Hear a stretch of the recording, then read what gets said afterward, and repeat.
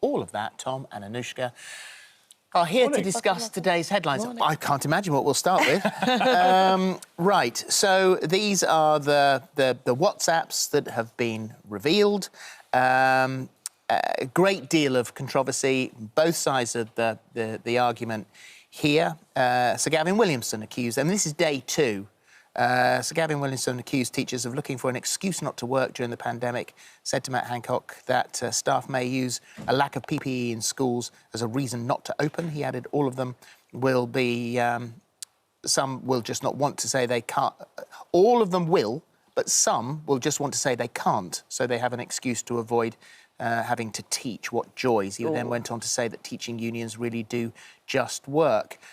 He defended himself on the front page of The Telegraph, which, of course, is the newspaper that's breaking all of these, some would say, stolen WhatsApp messages.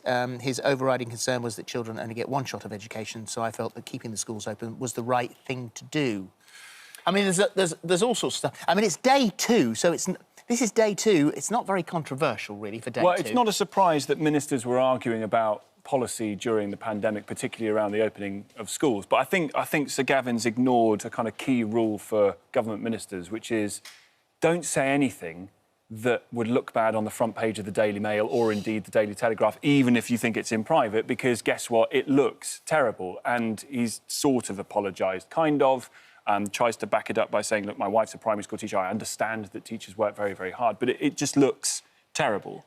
The key contention, though, is over why schools opened and why Matt Hancock was pushing to have them shut, if you remember Christmas 2020 into the new year of 2021. So that's the key row that's happened here. But, of course, Gavin Williams shooting his mouth off again. Yeah, but I just think you've got to look at this through the context of how it's actually been presented to us. First of all, Isabel Oakeshott, who leaked the WhatsApp messages, is, you know, hugely anti-lockdown, right? So that is the motivation behind this, and the Telegraph has taken that position as well. And secondly, we're looking at it with hindsight. Like, yeah, looking at it with hindsight, I'm pretty sure most people would say we kept schools closed for too long, especially with what we now know about COVID. And you know what, I mean, I had 3 boys who I was homeschooling while doing a full-time job. I genuinely felt at times like I was going to have a breakdown. Totally. I was just remembering back, thinking there were days where I just couldn't stop crying because I was so anxious. So do I think that schools closed for too long? Yeah, but you mentioned at the time, hindsight, and it's very easy to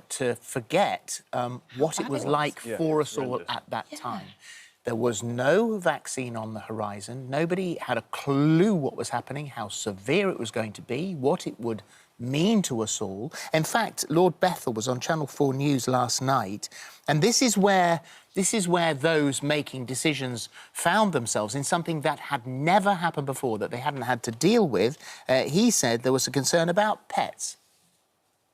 We shouldn't forget is how little we understood about this disease. There was a moment when we were very unclear about whether domestic pets or not could transmit the disease. In fact, there was an idea at one moment that we may have to ask the public to exterminate all the cats in Britain. Can you imagine what would have happened if we had wanted to do that? And yet there was, for a moment, a little bit of evidence about that.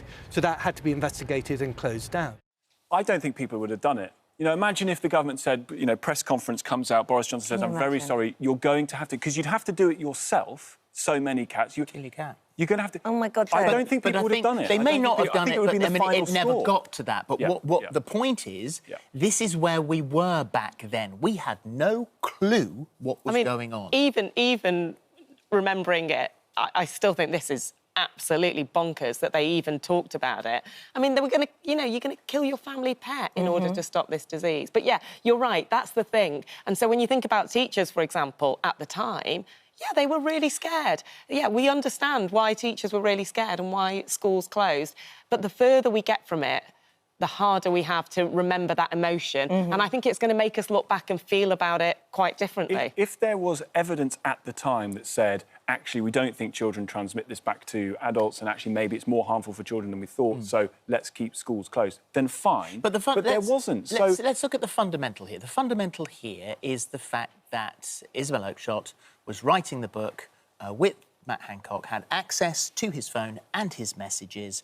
And signed an NDA. Signed an NDA, and didn't put any of that in a book or say. And when she sat on the sofa here and talked about it, didn't discuss any of the 100,000 WhatsApp messages that she had come across. Her argument is that this is in the public interest. I think it's right that we read some of Matt Hancock's right of reply. He said, "I'm hugely disappointed and sad at the massive betrayal and breach of trust by Isabel Oakeshott.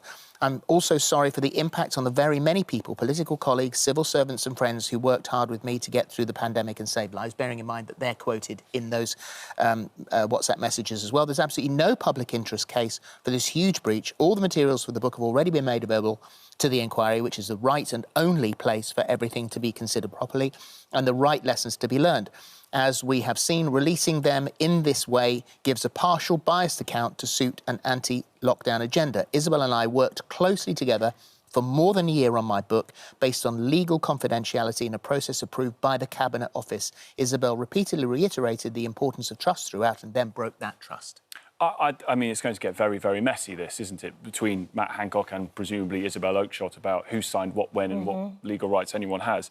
And I think there might be a point at which where we say, well, if this truly is in the public interest, and if there are huge discrepancies about what happened publicly and what happened privately in the government's response to COVID, the Telegraph could do us all a favour and just put it all out there, rather than, you know, day by day selectively putting stuff out. Let's just get all the messages out there, then we can all see what's newspapers work. Well, obviously it's not how newspapers the other thing obviously is, it's not, but there is really two sides to this. Yeah, the COVID inquiry is really going very slowly. It feels like we're not going to know anything about it for 10 years. They can argue that it's in the public interest. The lockdown was a big policy. Yeah. But the way she handled it, on the night itself, I was a journalist. I'd heard all the rumours. We knew Isabel Oakeshott had something, assumed it was about Matt Hancock.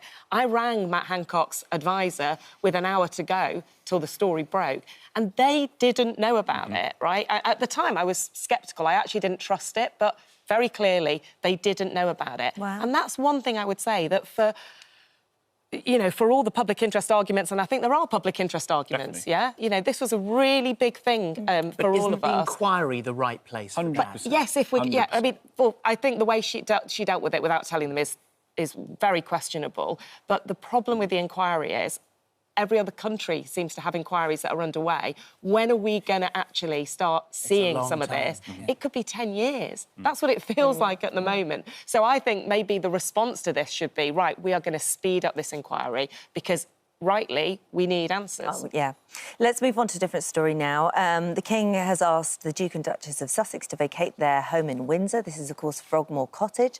They have confirmed that this is the case. Apparently, it's been reported to be offered to Prince Andrew, although none of that has been confirmed. Obviously, we know that they spent an awful lot of money, personal, private money of their own, renovating it. So to now give it back, what side are we on here? I mean, they're not there. So in what sense are they vacating it? I don't know. They've still got belongings there, so they've still got bits. I guess it's somewhat of a base. Shipped. Maybe if they were coming for the coronation, maybe it's where they would have stayed. I'm sure they can afford a hotel. I'm not that bothered about them keeping this place. I mean, I'm just a bit bored of them, actually. And I've been quite sympathetic to them at times. But I read Harry's book and I was like, oh, this is hard work. I don't know if I care enough.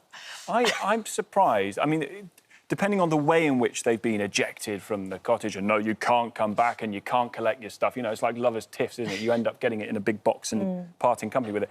I do wonder whether or not it makes King Charles look a little bit... Just takes the shine... You know, if you're going to try and build bridges, build bridges. Don't torch them all straight away. I know. It would be nice to try and build those bridges. Maybe they can stay with him. But aren't there practicalities, though, if, as you say... Aside from the fact that you've written the book and done the Netflix series, you have left the country. You do live in America now. There are plenty of places, plenty of rooms, plenty of apartments. It's not as if I've no idea where to put them up. I mean, they're coming for the coronation. I don't know if they're going to have to go in the garage. I don't know where they're going to go. They also didn't sound that they particularly liked the free house that they spent a lot of money upgrading. You know, they did during the series, they kept saying, "God, it's a bit pokey, this, isn't it? You can't swing a cat in here." And so they were, you know, they didn't seem to particularly enjoy. He seems to like it more in his book. I think. Oh, really? Yeah, the book. I haven't read it yet. I can't be bothered. Sort of gardens. Sorry, I didn't sell it then. That's There are good heretical, bits. There are good bits. But so right, okay, and finally, we're going to do this after the break. I just want to get your thoughts before we do this, and this is and we'll give you all the reasons why. Squirrel risotto. I'm completely outraged. I can't wait. I'm Say looking it. forward Say to why. Why? What's your reason? Because I don't think we should eat squirrels. Why not? I just like... And actually... Are you vegetarian? Do you know what? I'm not vegetarian, although I have been previously. Yeah. But when I walk out of this studio, I'm thinking about going back to being vegetarian. What, because of the squirrels? Because I can't think that it's so bad to eat a squirrel. And then I'm thinking, well, what about the chickens? Have you had rabbit? Yeah, probably once in my life, yeah. Right. But I can't... I mean, I don't like the idea of it, I've got to say. And I know, on paper, there is no difference between eating a squirrel or a rabbit. Exactly. I know that there isn't. I know there isn't, but I still... And the grey ones are cute too. I can't get my head around Not it. if you're a red squirrel, the grey ones. Or a tree. Or a damaged tree. Or a tree. That is my instinct. I know it's I not... know. I'm ready. Well, I'm ready. and I'm hungry. we're reaching something of a head on this one because it is going to... There is a gender divide on each. There is a-